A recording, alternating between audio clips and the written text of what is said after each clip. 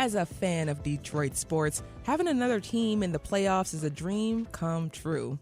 Unknowing to most, the Detroit Pistons' future in the postseason seemed a ways out. Yet, Come on. 2, 1. Hey, you know the Pistons won again.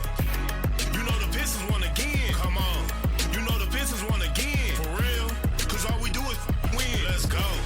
You know the Pistons won again. You know the Pistons won again. the Pistons won their first playoff game since 2008. It has been a long time coming. That was G-Mac Cash. You can hear that Pistons song every time the Pistons win in their locker room, which I love so much. But this young, scrappy team found a way to get into the playoffs after having one of the worst records in the NBA the previous season at 17-65. So for them being here right now, it is a dream come true. And for those who've toughed it out and have remained hardcore fans of this Pistons team, give us a call. Let us know about this Pistons playoff run and how you're feeling about our next superstar, Cade Cunningham. 313-577-1019. Joining the conversation is someone who's been following along this Pistons team for a while now. Omari Sankofa II is the Detroit Pistons beat writer for the Detroit Free Press. Omari is also the co-host of the Pistons Pulse podcast. Welcome back to the Metro, Omari.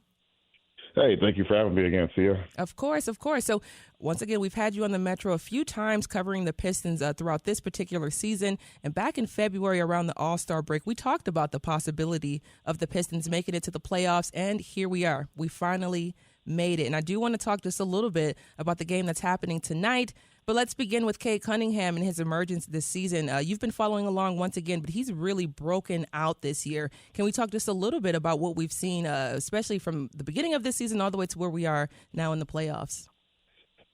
Yeah, it's just been interesting to see this team coming off of last year, just month by month, so that they have had a different level of resiliency and can actually finish and close out games, which was a big issue for them last season. And you mentioned Cade. I think he had 33 points and 12 rebounds in their win on game 2. Like you mentioned, their first playoff win in 17 years, which is pretty crazy. So, it's been really fun to watch, been fun to follow. And Cade's doing what they drafted him to do when he came in here 4 years ago. So. Yeah, it's finally nice to see that. I also want to get into just a little bit more details of what we saw in Game 2, especially with the bench production there. Dennis Schroeder came off with 20 points off the bench. Can we talk just about his help lifting the team to the playoffs and making sure they were playoff ready this year? Yeah, he came in during the trade deadline. He was actually one of only 2 players they brought in the trade deadline. And they wanted him just because of moments like that fourth quarter where he knocked down what ended up being a game-winning 3 and then the additional free throw to make it a 2-point game. He's a veteran point guard. Like, he's done this in the playoffs. He's done this in the Olympics. And the Pistons really needed another ball handler, or really just a ball handler, outside of Cade, who could thrive in those big moments and has experience in those big moments. So Schroeder, he arrived in February and he's fit this team like a glove, and I think he's shown in the playoffs why he was a big priority for the Pistons at the trade deadline. Yeah. And Omari, let's get into this idea because I've been hearing it a lot just, in sports talk, but this idea that the team was too young or too inexperienced, and the Pistons really only have a few players that are over the age of 30. What can you say about the development of this team, this unit, and how they've been able to melt together? Yeah, it's a group with really good chemistry. I think the vets on this team, Malik Beasley, Tobias, and Tim Hardaway Jr., have fit in pretty perfectly. They've shown these young guys what they need to do just from a daily, weekly, even monthly standpoint to compete at an NBA level.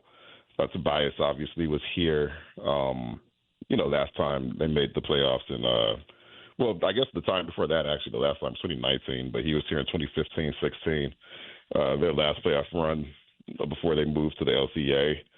And, I think they've just really stabilized this group. Tobias, especially 32, he's in the playoffs every year with Philly. He's helped a lot, giving them a lot of stability. And it's a mentally tough team. I think that's really stood out, too, is just their resiliency and the way they've been able to bounce back from losses and not lose a step. Yeah. We're talking about the Detroit Pistons and their postseason run right now. Our guest is Omari Sankofa II, a Detroit Pistons beat writer for the Detroit Free Press. Omari is also the co-host of the Pistons Pulse podcast. And what are your thoughts on the Pistons this season? Let us know. The number is 313-577-1019. We have Harold from Detroit on the phones with us. Harold, what are your thoughts on the Pistons?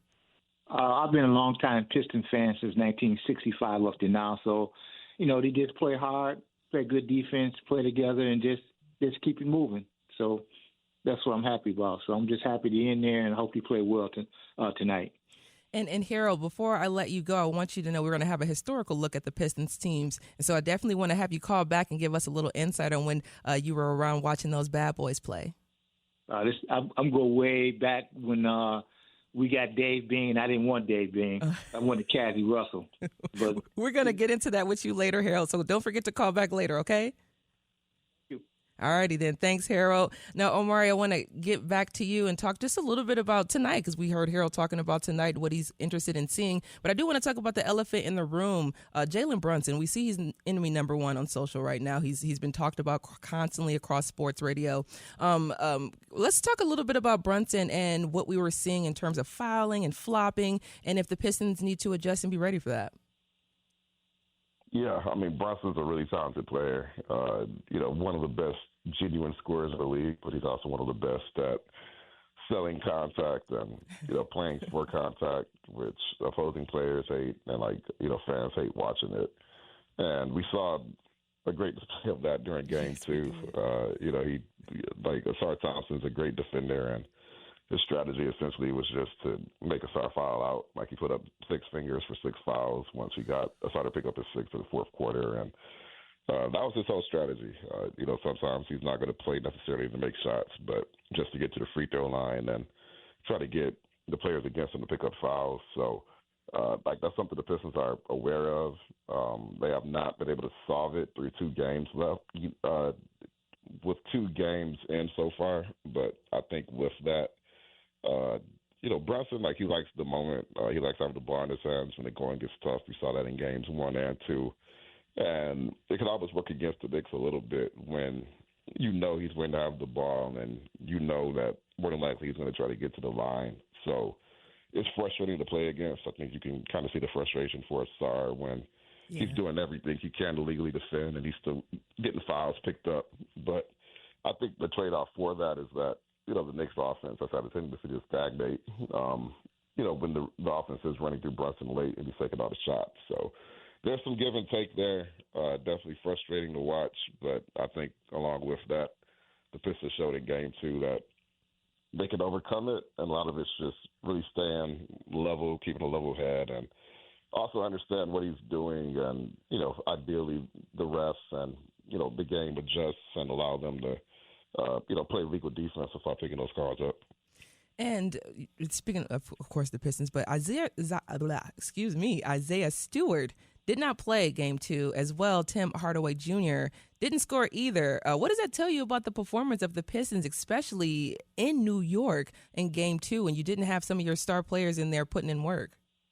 Yeah, it shows that they have players who can step up. Isaiah Stewart's the defensive backbone for this team. Obviously, there's a lot of concern when he's not playing, and if they can maintain that physicality that, can really wear teams down.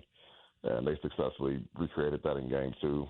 Held the Knicks, I believe, to 35% shooting in the second half, which allowed them to close out and withstand that run at the end. You mentioned THJ couldn't get a three-pointer to fall last game. Malik Beasley kind of had the same issue, but other guys step up, right? Tobias stepped up. I think on both sides of the floor. Cade obviously is Cade. We saw them get enough shots down the stretch to, stay afloat. They held the Knicks to 96 points. So, like I said earlier, it's a resilient team. I think missing Isaiah Stewart still hurts. It's tough to replace everything he gives you defensively and just from an attitude and energy standpoint. But it's been a resilient group. I think it helps that they know their identity. They know exactly who they are. And they've beat this Knicks team now 4 out of 6 times this season. So they understand how to beat this Knicks team. They understand what they need to do. So I think all that helps. I think it's allowed this Pistons team to play more like an experienced team and not like a team that's in the playoffs for the first time just because they've had that mental fortitude, and they'll hope to have Beef Stew back tonight. He's questionable going into Game 3. The coaching staff said he's day-to-day for the rest of the series, but at the same time, it's a confidence lifter for them, knowing that they beat the Knicks without Stu once, and they'll try to do it again tonight. Yes, and speaking of tonight, let's break down Game 3 at home, Little Caesars Arena. I know it's about to be rocking tonight. What needs to be the game plan tonight against the Knicks? Turnovers have been a huge issue for them watching them play. I've seen a lot of turnovers happening. So what are some of the things that they can do tonight to continue and extend this lead? Or extend to a lead or a 2-1 lead? That would be great. Yeah, I would say limiting turnovers definitely will be key. That's been an issue through the first 2 games, and they survived Game 2, but offensively they're definitely going to try to do that. They've got to stay physical on Cat. Tobias Harris gives up a couple of inches in that matchup. Cat's like 7 feet tall. Tobias is more like a power forward, but he's been really physical. Cat was like 0 for 3, no points in the second half on Monday. So, you play him physically and, keep the ball in Brunson's hands. And, ideally that neutralizes him. And they'll have the home crowd tonight, too. They went out and, they've won probably 6 of 8 quarters against the Knicks in Madison Square Garden. Now you're back here and you've got a formula for success. So it's just recreating that same energy in front of a home crowd. MSG is one of the most passionate fan bases in the country for sure, but I think the LCA is up there too. And this is a fan base that hasn't seen a playoff game in 6 years. And like this team with Cade and all these other guys that, realistically, could go to round 2. So I think it's going to be an amazing atmosphere. And the Pistons just need to do what they've been doing. No need to switch it up. You've got a formula that works. So stick to that. A lot of home crowd to fuel you. And ideally, you'll be going into Game 4 on Sunday with a 2-1 lead. So this is my last question before we get you out of here. The Pistons head coach, J.B. Bickerstaff, is one of the finalists for Coach of the Year. And he was recently hired in July of 2024. Here's him speaking about it. When you look at the elite teams in this league, they have two-way players and guys who take pride in defending the basketball. If you can defend the basketball, you'll give yourself a chance of end of games to win. So our focus will be to start defensively, building a great foundation.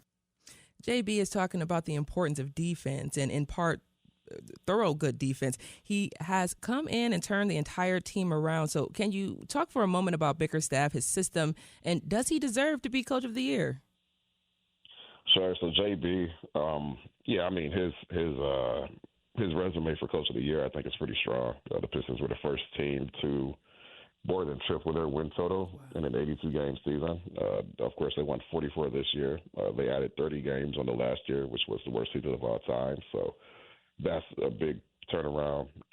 But not only that, you have a team that really identifies the spirit of the city. You have a team that made a big transformation on defense to where they've been bottom 5, bottom 6 for the last 5-6 years to they were top 5 pretty much since New Year's, and that really helped them finish the season out strong. I think when you look at Coach of the Year, you just have to look at overall impact. And, JB inherited a team that had talent but had not won anything and got them to buy in on defense. They've bought in identity-wise. And, they've gone from the worst team in the Eastern Conference to one of the better teams in the Eastern Conference in 1 year. To me, that's just a very classic Coach of the Year argument. He did get my vote. I had a awards vote this year, and I thought for JB that was pretty straightforward. Again, you don't see year-to-year transformations as often as you do for the Pistons this season. So, it's been a really special season, and I think he should get it. And Bickerstaff, he previously coached the Cavs before the Pistons, and that's also a talented team. So why do you think his approach and philosophy is working here in Detroit and translating so well here in Detroit? JB's a defensive-minded coach. He's a coach that demands accountability. He's an energetic coach. And I think those are all traits that just fit the city of Detroit, especially after last season where, the LCA was not a happy place to be. Audiences were, demanding accountability, and they knew that this team was more capable of what they were putting on the floor. So, JB unlocked that. Again, like you add 30 wins from last season, like you can look through NBA history and actually many examples of teams improving to that extent. So, he's got the on-court argument. He's got the off-court argument. At least he should finish top two. But, again, you just don't see too many coaches take a team from worst to genuine playoff threat in 1 year. So those are strong arguments in his favor, and we'll just have to see how the voting shakes out. Yes, and I am super excited to see how tonight shakes out. Omari Sankofa II is the Detroit Pistons beat writer for the Detroit Free Press. Omari is also the co-host of the Pistons Pulse podcast. Later in the show, we'll trace back some of the Detroit Pistons' big wins of the past. Omari, once again, thank you so much for joining us on the Metro. Welcome back to Detroit. Have a good game tonight. Thank you. I appreciate that. Mm-hmm. Cause all we do is win. Let's go like K when I'm headed to the rack. We just won another game. That's another back-to-back. Best team in the league, and we really on the mission. I don't see no competition. We the Detroit Pistons. Let me hear you make some noise. We got Duran on the board, so we win and check the score.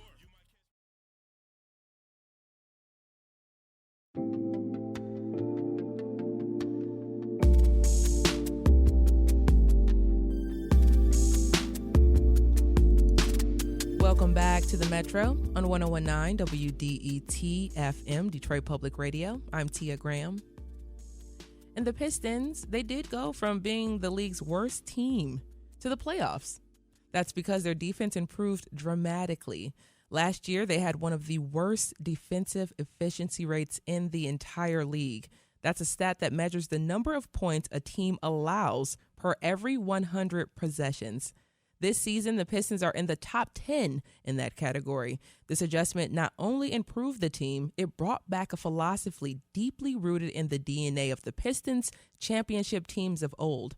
A tough and tenacious defense is what characterized the bad boys teams of the late 80s and the going-to-work crew of the 2000s. They did not play to be flashy. They played to win. And when they lost, they left the court with pride, knowing they made the opposing team earn it.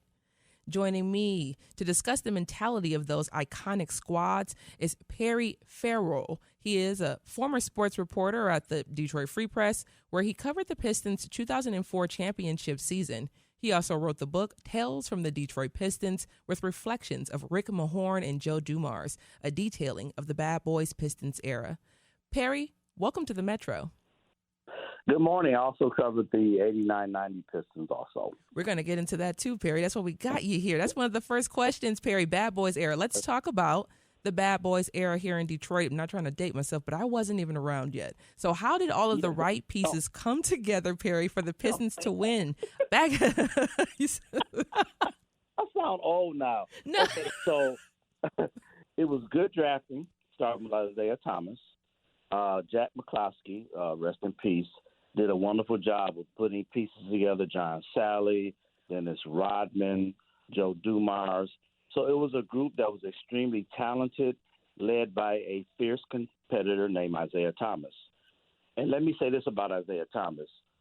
He went to the Free Press Under News and said, we need more faces of color covering the team. And that led to people like Terry Foster, Drew Sharp, and myself becoming beat writers because he demanded that all the faces that covered the team weren't white. That's a true story. So Perry, you're back there. You're in the thick of it back then. You're running around. You're writing up stories. Let's talk about the rough and tough style of play the Pistons adopted during that time. Why was it so effective, and why was it so needed at that time in the league? They literally fought for minutes in practice. Okay, I saw a former Piston break his hand hitting one of his teammates in the back of the head. So they literally fought for minutes. They fought for an identity, and they were the only team really that they beat the Celtics, they beat the Lakers, and during that time, the Lakers and the Celtics were the top two teams in the league. And so they had to go through that gauntlet of teams to get to the finals. And they had one singular purpose. They really could have won maybe one or two more. There was Game 7 in Boston where Benny Johnson and Adrian Dantley bumped heads and knocked each other out. They could have won that series. And then also the series with the phantom foul against Lambeer on Kareem win a game they could have won. So that would have been 2 more titles. It was just a gritty group. They were very competitive on the court, off the court, and they were tough-minded individuals. And I'm thinking about the opposing teams at that time. You talked about that gauntlet there, and we're talking about the Lakers. At this time, once again, I'm dating myself, but at this time, we're talking about the Lakers squad. Who's on the Lakers at this time they're going through? We're talking Magic Johnson, James Worthy, Kareem Abdul-Jabbar. It was a great team. Byron Scott. And then in the Celtics, you had Kevin McHale, Larry Bird, Robert Parrish, Danny Ainge. 2 great teams who basically, once the season started, they knew they'd both be in the final. And here comes the Detroit Pistons kind of wrecking the party and getting themselves into the fray. Another point that people don't really know about is that the Celtics let Isaiah Thomas travel with them to the finals the couple of years that they beat the Pistons. So he kind of learned inside what it took to overcome the Celtics by being there and being around them and watching them. Wow. Perry, we do have a clip right here, so I do want to talk about this little clip here. It's this very short clip of the 1989 playoff game against the Milwaukee Bucks. I pulled just a little bit of it. Here we are.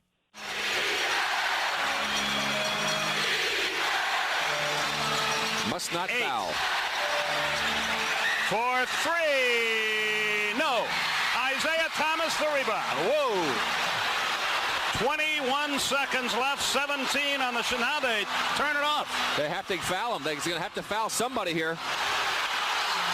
They have to foul. With 8 seconds left, and Isaiah can ice it at the foul line if he makes them both. If he misses one. And Milwaukee has 1 timeout. And listening to that, I listened to the whole clip. It's about 8 minutes with just a montage of that game in particular, and just watching how they played together, watching Isaiah Thomas completely just command the floor. Can we talk just a little bit about that series, that especially that first win back in 89-90? Great leader, great competitor. And the thing about the Pistons back then is teams said, okay, we're not scared of the Pistons. We'll fight them.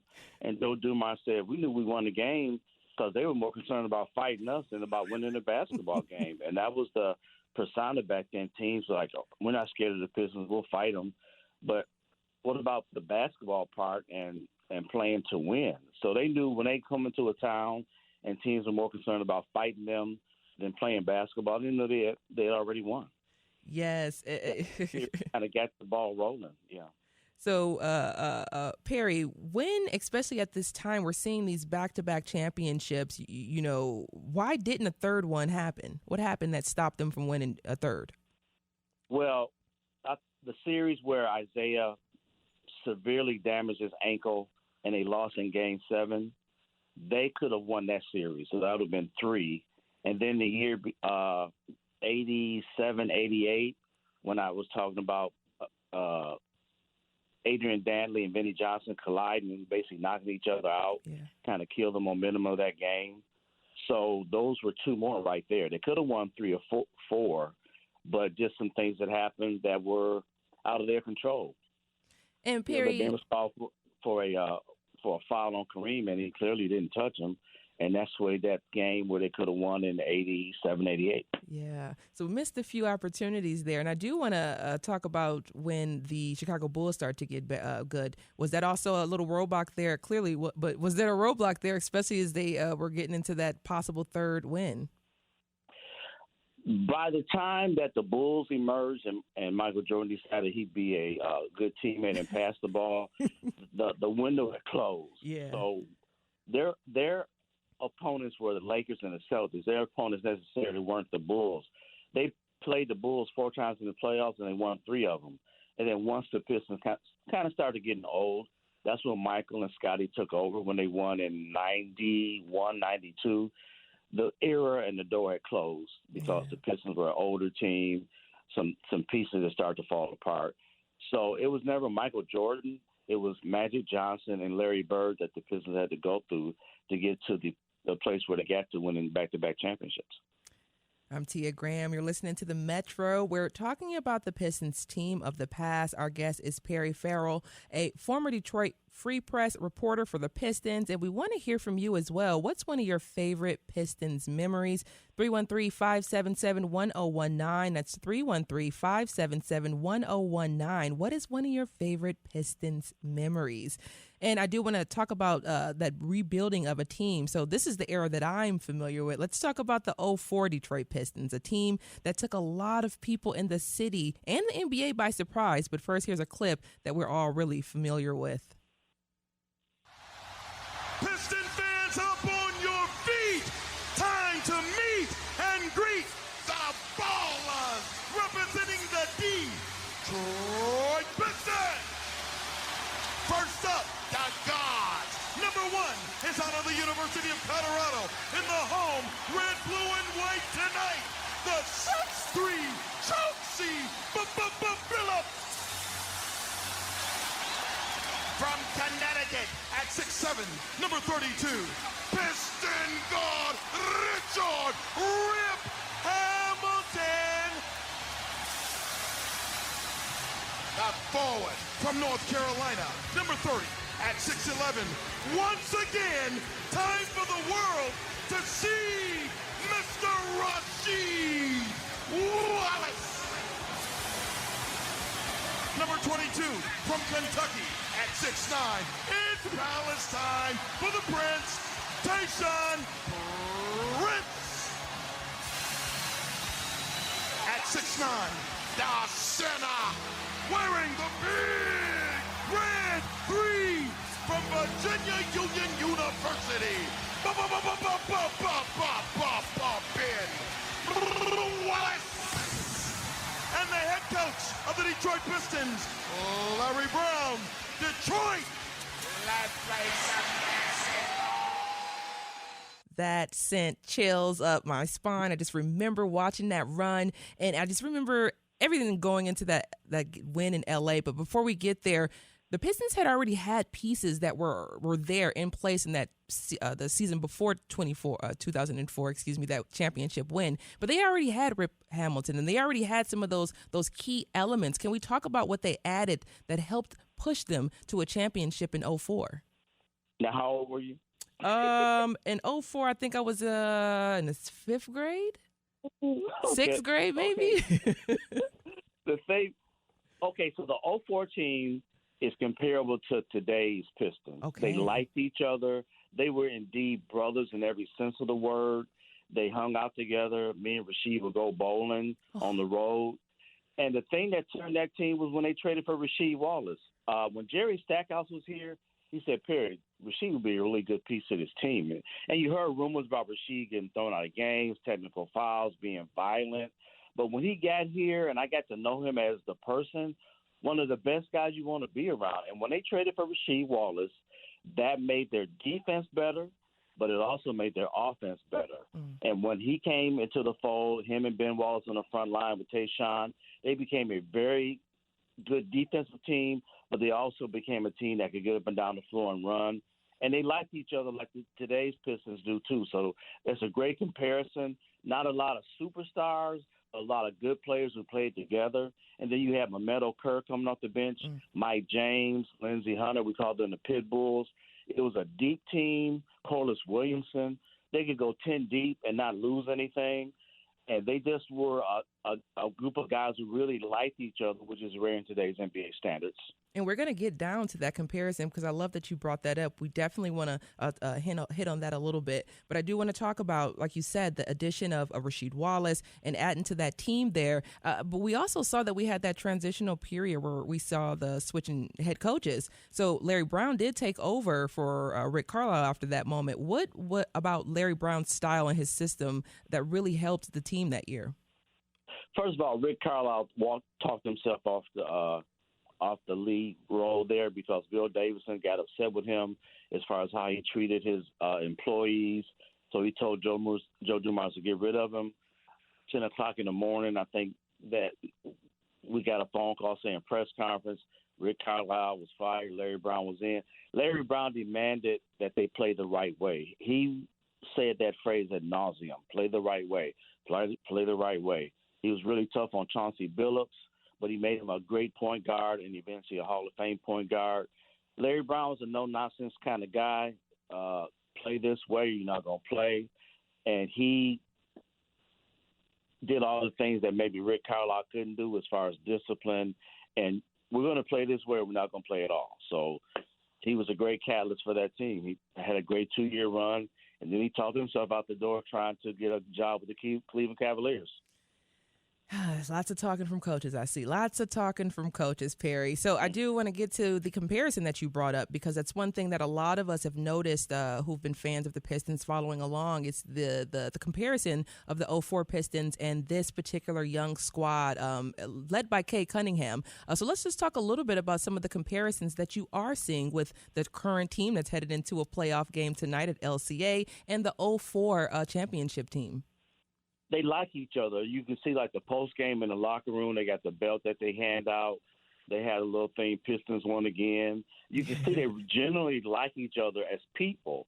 And when you like the guy that you're fighting with, it creates a bond that a lot of teams can't overcome. It was like the 04 Pistons. They liked each other. It wasn't any arguments about minutes. They just wanted to win.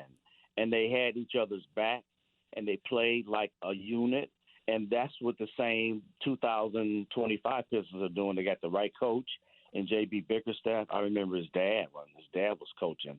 But he's got them playing the right way. They like each other. They have bought into what they need to do to win. They have a superstar in Cade Cunningham, whereas the Pistons had 4 guys who made the All-Star team one year. So those are great comparisons because they like each other, both sides.